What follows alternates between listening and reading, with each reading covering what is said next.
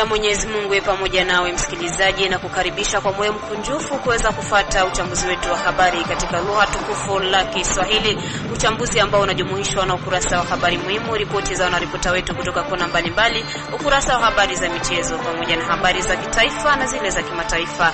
Msomaji wako Bukuru Tantine Aldama, fundi mitambo Merci Mbelechi, na kualika msikilizaji kuambatana nami mwanzo hadi tamati. Nasema karibu.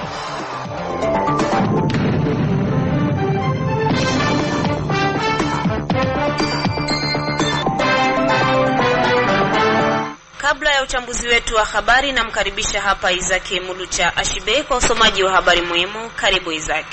Asante sana Bi Bukuru Tantine Aldama. Kwenye ukurasa wa habari muhimu kuna kuwa habari tatu ambazo tumezipatia kipaumbele kwa siku ya leo. Pamoja na habari hii kutoka Baraka ni kwamba mvua ilionyesha usiku wa kuamkia Ijumaa hii imesababisha maafa mengi hapa mjini Baraka, ambako manyumba mengi yamebomoka na raia wa eneo mbalimbali kuomba msaada kwa serikali. Na huko kwenye kijiji cha Pwanzero ni kwamba ukimya umetanda kwenye eneo zote za vita kwenye nyanja za juu, na hivyo kufanya hali ya usalama pia kuwa tulivu kwenye kijiji cha Pwanzero siku ya tano hii sekta ya Tanganyika tarafani Fizi. Na Kamituga msikilizaji, ni kuwa mashirika ya kiraia yanataja kupongeza hatua iliyochukuliwa na Baraza la Usalama kutaka makundi yote ya wazalendo kuondoka Kamituga na kubaki kwenye eneo za vita na sio kushinda na zurura ovyo na silaha mikononi mjini humo. Bibu Kurtantine Aldama na weka nukta kuna ukurasa wa habari muhimu. Asante sana Isaac Mulucha Ashibe kwa usomaji wako huo wa habari muhimu. Na sasa tunaingia kwenye uchambuzi wetu wa habari, tukianzia katika mji wa Baraka. Shirika la Regideso mjini Baraka limesema kuwa tayari limetatua tatizo la kiufundi lililotokea kwenye mirija ya maji na kupelekea kata la Kalinga Nord kukosa maji kwa siku zilizopita. Siku kadhaa raia wa kata la Kalinga Nord walilalama kutokana na uhaba wa maji katika kata lao.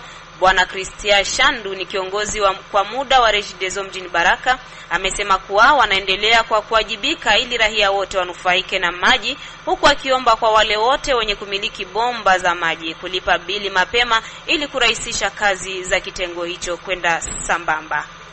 Kutokana na hiyo kukosoa kwa maji kwa hiyo siku 2-3 ndani ya kata Kalinga Nord, tulikuwa na kazi ndogo ambayo tulikuwa nafanya huko. Yani tulikuwa na pane kubwa ku tio yetu ku conduite ambayo inapatia ndugu zetu wa hiyo quartier maji. Ilikuwa conduite kubwa sana ambayo ilikuwa na mwanga maji munatir. Kwa hiyo ilibidi tutafute materiel ya kufunga hiyo pane, na hivi leo maji tayari yanaonekana huko. Presence ya Regideso ndani ya mji inaonesha kuwa maendeleo iko kwenye hiyo mji, na ili maendeleo iendelee ama kazi za Regideso ziendelee ndani ya mji, inatubidi sisi raia ambao tunaokuwa na maborne fontaine ama robinet bomba tujitahidi kulipa fakture zetu za maji ambao tunaokuwa bado hatujazilipa, ili kazi zetu ziendelee na Regideso iendelee kutuhudumia kama kawaida. Kwa hiyo tunawasihi sana ndugu zetu wanaokuwa na madeni wajitahidi waje walipe ili kazi zetu ziendelee. Baadhi yao wanalipa, ila ndani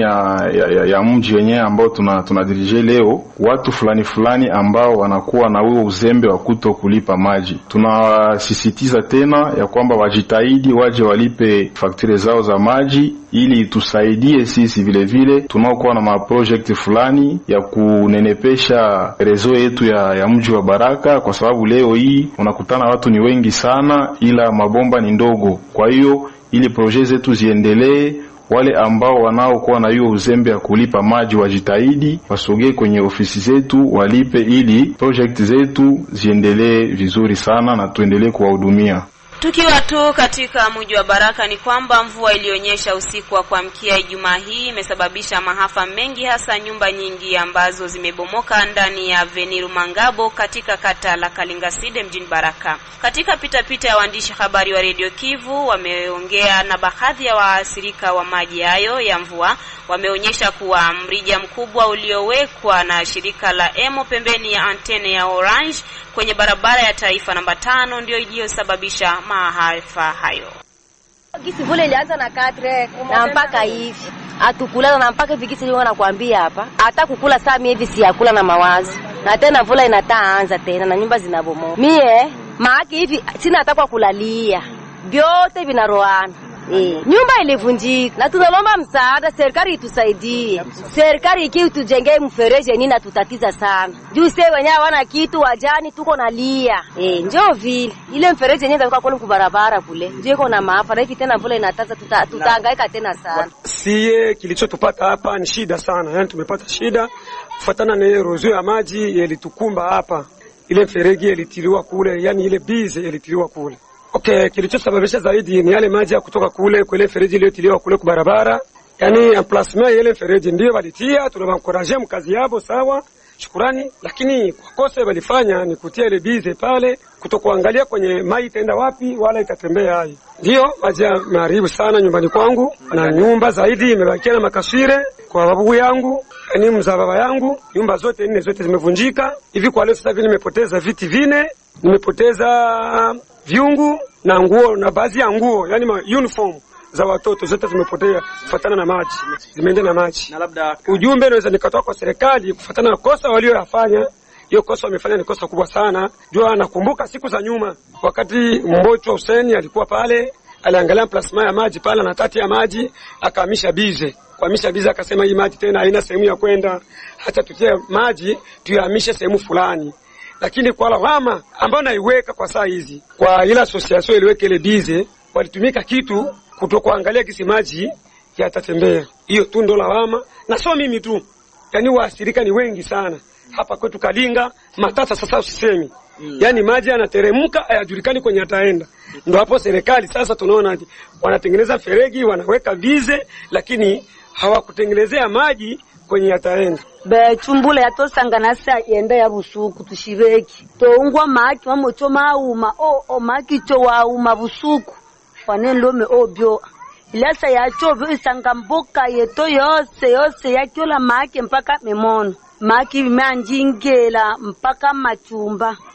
Ibi twacholo polo na bange bato iyama ochabo nyumba. Na mpaka bino bitwasirika na bana twasibansengi tamba bito. Na longe bino mbula longe ya atwa tochike to oya oli. Ya sababisha bino byose byolele ele bize twalobe elwa. Duba tutwasangono semwa abino ono otomanda oshimo amagi lakiti mashimo etema alunsuku. Ichanganela bize twalobe elwa alya iyatuma bechu twaomba na bana. Na chiminya bilato bya bana, na chiminya mienda. Ntushi yake nsaki yose waya yaomba na maki. Betu mesaje tunoma toba lombo chibe bato wateleche bato olengena obanda na maki. Baka vole maki mala avele.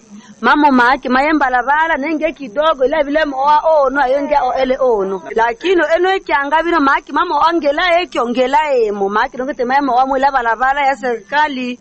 Kumbe twailelela betu na inchi ba malenga twailelela. Batoka bwele make mala abele tutwa makini make makabule mala abele na mifele kitianyolo shiwa watu otobe ela bize akati watu otobe ela bize tutoshie tunajianda ta ole nto nafalanga matumale bini babe abize tuchanjiko la mabwe masima bie enwe kyanga. Upande wa kiongozi wa mtaa huo wa Rumangabo Bwana Kasindi Tangazo ameomba kwa serikali kuangalia jinsi ya kufanya ili maji yapate njia ya kupita kama alivyoeleza.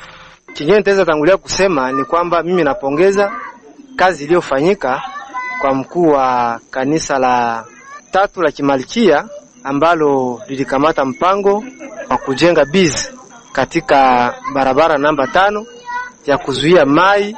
Ilikuwa inaelekea ngambo moja, ikaonekana hapana haiwezi elekele ngambo, ili waielekeze ngambo inastahili kwenda ile mai. Na hiyo ndio ilisababisha ile yote maafa ya siku ya leo, lakini ilikuwa haiko kabisa. Ndiyo ni hiyo bizo kabisa ndio inahatarisha watu wengi, na sio hii mtaa tu, hata mtaa mwingine inasababisha maafa mengi sana. Mimi napongeza kwanza serikali kwa hatua ambayo ilifanya kwa kujenga ile bizi, lakini kuna kosa kidogo ambalo walilifanya. Walijenga bizi, wanaelekeza maji, hawakutambua hii maji ambayo tunaelekeza inaenda wapi na yataishia wapi. Kufuatana na ile, tunaomba serikali ikumbuke raia wake ambao wanausurika juu ya hii mai ambayo imeshuka kwa hii mtaa kwa siku ya leo. Waangalie namna gani ambao wanaweza shirulika ili waangalie gisi gani watanyorosha ili maji iende gisi inapashwa kwenda, kwa sababu maji ilisambaa, ilienda karibuni kila fasi. Hiyo njoo nitaweza sema kwa serikali ituangalie kabisa majukumu yake yote kwa raia, ili jisikie kwamba serikali inawajali. Na sasa tunajitupa viwanjani kwa habari za michezo, naye Omari Makelele Ozile, karibu. Asante sana Bibu Kurtantine Aldama kwa ukurasa wa habari za michezo. Tuanzie hapa katika mji wa Baraka. Ni kwamba kulipigwa mechi ya kirafiki katika uwanja wa Lumumba, ambako ilikuwa mechi ambayo ilipambanisha shule la College Notre Espoir ambao ilikuwa napambana vikali na Complexe Scolaire Calvary, lakini mtanango umetamatika kwa ushindi wa Calvary wa mabao 2-1. Na vile vile bila kusahau kwa siku ya Jumamosi ya tariki 8 Novemba 2025 kutapigwa mechi ya kirafiki katika uwanja wa Lumumba, ambako vijana wa CS vijana Prestige watakuwa vikali dhidi ya Tupuisa Academique Michel. Kwa hiyo watu wote wanaalikwa pale ili kwenda kuangalia mitanange hiyo ambayo yaendelea kutemwa vumbi katika uwanja wa Lumumba ili kuandaa msimu mpya wa 2025-2026. Katika ligi kuu hapa nchini Jamhuri ya Kidemokrasia ya Kongo ni kwamba inaweza kuendelea. Vijana wa Lubumbashi Sport walitoka sare ya 1-1 dhidi ya vijana wa group wa GS Bazano, na vijana wa Tupuisa Mazembe waliweza kuwatandika timu ya Sanga Balende mabao 3-0 kupitia ushindi wa Che. Hivyo nikisha klabu hiyo ya Sanga Balende kutoka Bujimai kuto kujiripoti katika uwanja wa Kamalondo pale katika jiji la Lubumbashi.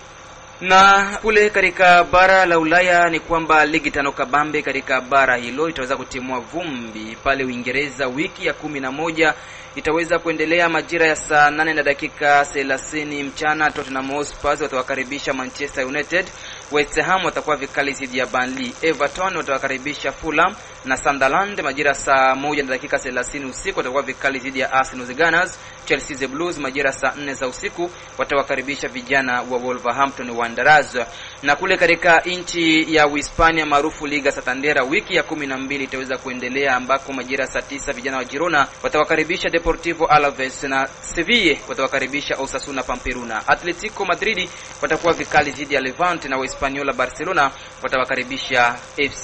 watawakaribisha Villarreal. Na kule Bundesliga Ujerumani, vijana wa Hoffenheim katika wiki ya 10 watawakaribisha RB Leipzig, na Hamburg watakuwa dhidi ya Borussia Dortmund. Union Berlin watawakaribisha Bayern Munich, na Bayer Leverkusen watakuwa vikali dhidi ya Heidenheim, na Bayern Munich Gladbach watakuwa vikali dhidi ya Cologne. Bibu Kurtantine Adama na weka nukta kunako habari za michezo.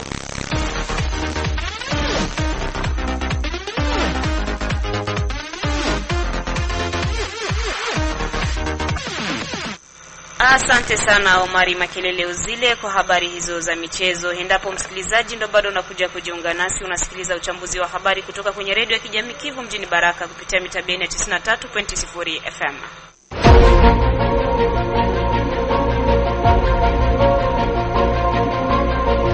Ukitaka kutengenezesha vyombo vya kielektronik na kununua vifaa vyake vya akiba ima pièce de rechange, jibu lako ni kampuni ya BBC Elia Baraka Aibaz.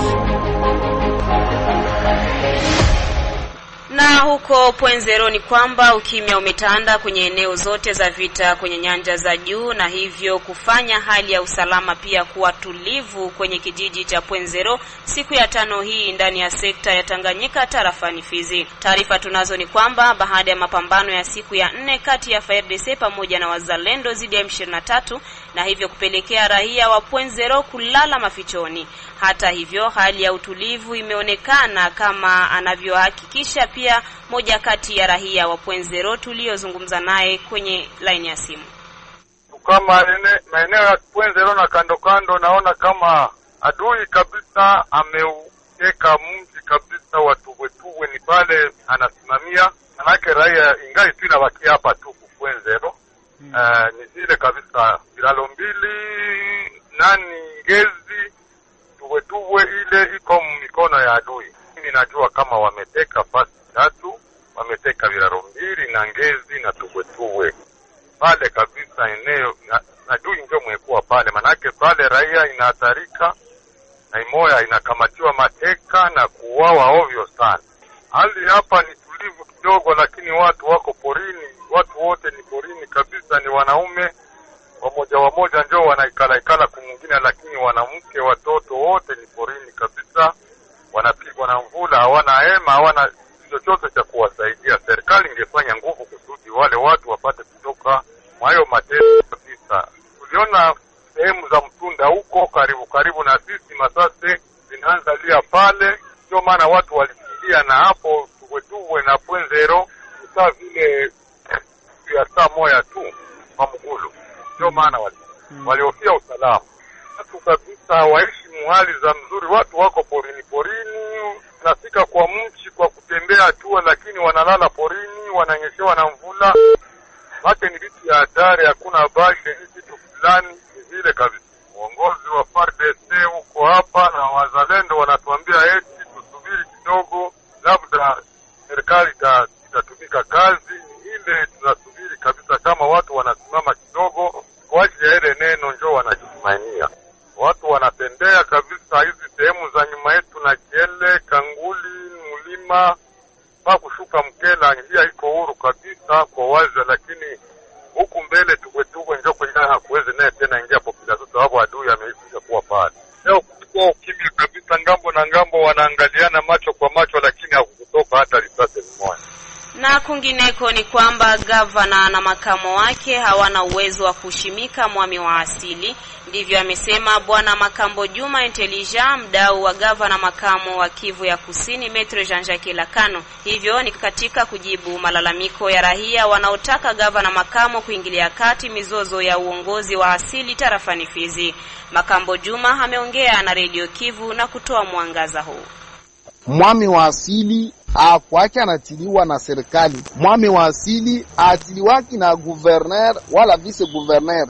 Bali mwami wa asili anakuaka anachaguliwa, ile ambayo tunaita katika lugha ya Kimombo iko désigné na famille regnante yake. Na wakati famille regnante yake inapokuwa na majorite, serikali haikuwaki na A wala B, inakuwaki na tekeleza wenye madaraka yao walishateua ambaye anastahili kuwaongoza. Vice gouverneur hana kwa umbali wala kwa ukaribu kwa masuala ya uami ambao unatekelezwa wala shika ni kushike inayokuwa hapo kwetu kwenye tarafa la Fizi. Ni ile ambao watu wanapenda tu kumlimbikizia matope. Jean-Jacques Lakano bado tu ana miaka miwili tangu achaguliwe kama mbunge, ni mchaguliwa ambaye ameonesha nia nzuri ya kwao.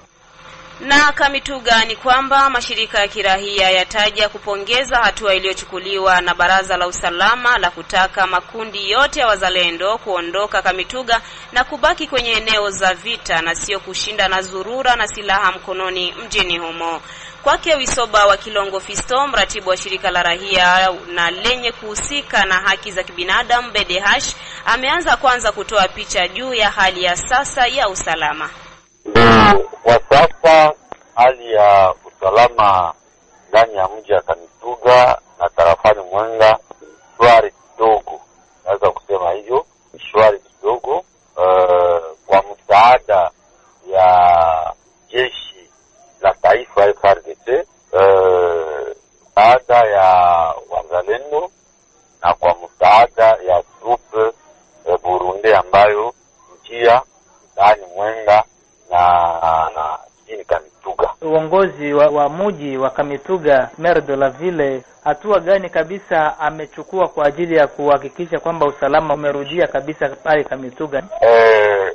Meya wa mji kufatana na vikao mbalimbali ya usalama ambayo umefanyika ndani ya jiji ya Kamituga na wanamemba wa baraza ya usalama, imesemekana kama itakuwa vizuri kama wazalendo wote waache jiji ya Kamituga libre na wajielekeze kule kufront, kule kunako mapambano, na watu ambao watabakia kuhusika na usalama wa jiji watakuwa FARDC na polisi, lakini wazalendo wote wajielekeze kunako mapambano, kwa sababu utafahamu bwana Mwariri, huko deja maarme mingi incontrole enye iko inazunguruka muvile na mteritori ya Mwenga. Mwishowe amepongeza hatua hiyo ya kuondoa wazalendo eneo la Kamituga. Wisoba wa Kilongo Fisto amerejea mara tena. Hizi wote bale wezi wote ambao walikuwa wakishikilia silaha, walikuwa wakiiba na silaha, wanaprofite mwa hii periode yenye bazalendo bako na maarme. Hata mwizi anaweza onekana watu wanamwazia ni mzalendo, kumbe ni mwizi. Na ilikuwa ikoonekana watu kuingiliwa manyumba hapa jijini Kamituga. Hata mimi nilikuwa victime, nilikuja kutembelewa na watu wenye kumiliki silaha wakipenda kujipeneza ndani ya nyumba yangu, lakini Mungu alisaidia na watu wa vyombo vya usalama walikuja kuniokoa kwa wakati. Ndio ile tunafanya ile decision ya maire de la ville kusema kama bazalendo yote na maarme zote, nyaiko ya polisi, nyaiko ya FRDC, nyaiko ya trupe Burundi yenye ilikuwa kusekurire FRDC isionekane kutembea kiolela ndani ya jiji ya Kamituga. Je, kwa upande wenu kama vile wa acteur wa societe civile, mnawaza kwamba hiyo decision kweli kweli itakubalika? Wazalendo watakubali hiyo? Tunawaza itakuwa execute paske hakuna mtu iko juu ya sheria, na utakubali bwana mwariri kama decision ya conseil ya sécurité iko yulu hata ya president wa conseil.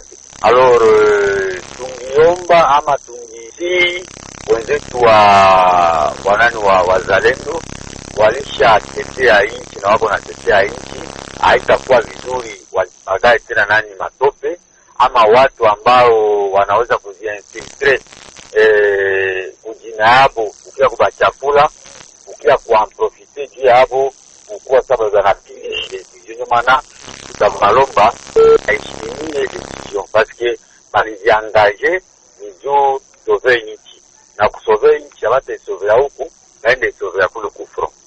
Na huko Walikale zaidi ya wanajeshi 35 wa kundi la waasi wa FCM23 wamejiunga kwenye jeshi la taifa FARDC siku ya 5 ya wiki tunayo ya tariki 7 Novemba mwaka 2025 katika tarafa la Walikale jimboni Kivu ya Kaskazini. Kwa jambo hilo, mashirika ya kirahia yamepongeza vikali hatua hiyo.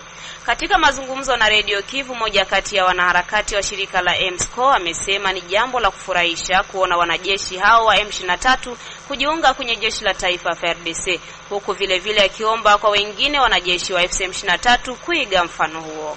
Ndani ya teritwari ya Walikale kwa siku ya leo ambazo tunaishi ni kuwa na moyo wa shukrani, na tuna encourage kabisa wanajeshi wa taifa ambao walioshikwa mateka huko Goma, Bukavu na kando kando, na wa vijana wa Kikongomani wote ambao walishikwa mateka na wauni wa M23, sababu ndani mwao wamerudisha dhamiri safi ya kujua kwamba wao ni watoto wa nchi, wanajeshi wa nchi, ingalawa walishikwa mateka. Tunawashukuru sababu kabisa kwa sasa tunaona wana wengi kati yao wanakuwa wenye kutoka kwa mikono ya waasi wa M23 na kujiunga na jeshi la taifa na kujiunga na grupe ya VDP zaidi yenye kuongozwa na kiongozi Lieutenant General Mwisa Ishimirai Gido, sababu kwa sasa ni zaidi ya watu 40 ambao majeshi 40 ambao wamekwisha kushiripoti kutoka mikononi mwa M23 na kujiunga kwa kigundi ya VDP na wengine kwenye kigundi ya jeshi la taifa. Na kulingana na hiyo, kwa sababu kila leo wanakuwa wenye kujiunga, turu ya kwanza walijiunga jeshi 27, wakajiunga tena jeshi 15, na kwa sasa tena walijiunga jeshi 12, na wengine wako wanajiunga 2 3 na kadhalika. Lakini tunasema kwa idadi kwa leo ya majeshi wanaojiunga kutoka kwa mikono ya waasi ni zaidi ya 40. Nasema vizuri zaidi,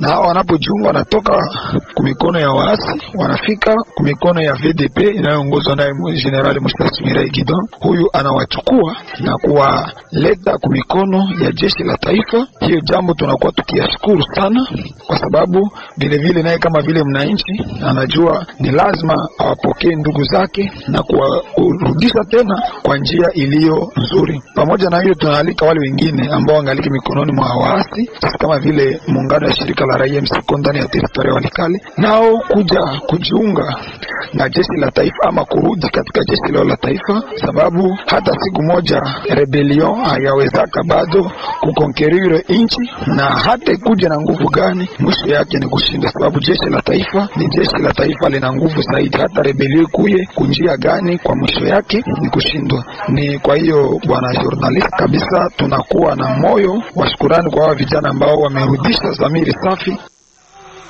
Na kwenye habari ya kitaifa, msikilizaji, ni kwamba anapatikana kwa sasa nchini Brazil Rais wa Jamhuri ya Kidemokrasia ya Kongo Felix Antoine Tshisekedi, ambako ameshiriki katika kongamano la kutathmini mabadiliko ya tabia ya nchi. Mengi zaidi na Safari Alimasi ndani ya studio za Radio Kivu. Naam. Jamhuri ya Kidemokrasia ya Kongo inashiriki katika mkutano wa 30 wa vyama vya mkutano wa mfumo wa Umoja wa Mataifa juu ya mabadiliko ya tabia nchi huko Belém, mji mkuu wa jimbo la Para, kaskazini mwa Brazil. Mkutano huu wa kimataifa unakusanya wakuu wa nchi, wa serikali, mawaziri na viongozi wa mashirika ya kimataifa ili kujadili masuala ya haraka ya ahadi zilizotolewa kwa ajili ya kupambana dhidi ya mabadiliko ya hali ya hewa. Mkuu wa nchi ya Kongo Felix Antoine Tshisekedi Chilombo katika hotuba yake Alhamisi alisitiza kwamba mustakabali wa binadamu kwa kiasi kikubwa unategemea misitu ambayo ni mapafu muhimu ya kijani ya sayari, lakini kwa sasa yanaathiriwa. Miaka 10 baada ya kupitishwa kwa mkataba wa Paris, wakati wa hatua ni sasa. Lazima tuchukue hatua haraka na kuheshimu ahadi zilizotolewa. Wanasayansi wakubaliani ikiwa tutashindwa kupunguza kuongezeka kwa joto ulimwenguni hadi digrii 1.5. Uharibifu huo hautabadilishwa kwa maisha ya wanadamu, mazingira na uchumi wetu. Janga la hali ya hewa sio tu kwa mazingira, lakini pia ni shida ya haki na usawa. Wale ambao wamechangia kidogo kwa mabadiliko ya hali ya hewa sasa wanalipa bei nzito zaidi, alikanya hayo Rais Felix Antoine Tshisekedi. Alisitiza wito wake kuwepo na marekebisho tena kati ya ufadhili wa kupunguza na kukabiliana. Raia wetu wanakumbwa na mafuriko, ukame uliokithiri, mmomonyoko na ukosefu wa chakula. Wakati huo ufadhili hautoshi, umegawanyika na mara nyingi uko vibaya. Ninatoa wito wa kurudia kati kwa ufadhili wa kupunguza na kukabiliana. Nchi zinazokabiliwa na janga hili zinastahili kulindwa leo, sio tu kwa ahadi za kupunguza kesho. Akikumbusha kuhusu ahadi ya dola bilioni 300 kila mwaka iliyotolewa wakati wa COP29 huko Baku kwa niaba ya nchi zinazoendelea kusaidia dhidi ya mabadiliko ya hali ya hewa, Felix Antoine Tshisekedi aliwasihi viongozi wa ulimwengu kuheshimu ahadi zao. Ninapendekeza utekelezaji mzuri wa ahadi zilizotolewa huko Baku, haswa ulipaji wa dola bilioni 300 kwa mwaka. Natumai kwamba Kopa 30 hapa Belém inaashiria mwanzo mpya katika hamu yetu ya kawaida ya kuachia vizazi vijavyo sayari ambayo maisha yatakuwa mazuri. Ili kufanya hivyo, lazima tuchukue hatua sasa katika mfumo wa kimataifa kulingana na heshima ya ahadi, haki ya hali ya hewa na usawa. Felix Antoine Tshisekedi alikumbusha kwamba DRC inabaki kwa nchi ya suluhisho kwa shida ya hali ya hewa kutokana na rasilimali zake kubwa, haswa misitu yake ya kitropiki, maeneo yake yenye utajiri wa kaboni, biodiversite na akiba yake ya maji safi. Mataifa ya saini ya CCNUCC yanakutana kila mwaka tangu mwaka 1995 chini ya usimamizi wa Umoja wa Mataifa kutathmini ahadi zilizotolewa chini ya mkataba, itifaki ya Kyoto na mkataba wa Paris. Mikutano hii pia inaunda jukwaa la mazungumzo kati ya watendaji mbalimbali, ambapo Global Compact ya Umoja wa Mataifa ina jukumu kubwa la sekta binafsi kama vekta ya suluhisho katika utekelezaji agenda ya 2030. Na ndio ambayo tulikuwa nao kwenye habari za kitaifa kwa siku ya leo. Ni kupitia ripoti yake hiyo Safari Alimasi ndipo tumefika mwisho wa uchambuzi wetu wa habari katika lugha tukufu la Kiswahili. Msomaji wako alikuwa ni Bibo Kurtantine Aldamafu, ndi mitambo Merci Mbelechi, na kuaga msikilizaji nikikutakia kila la heri. Bye bye.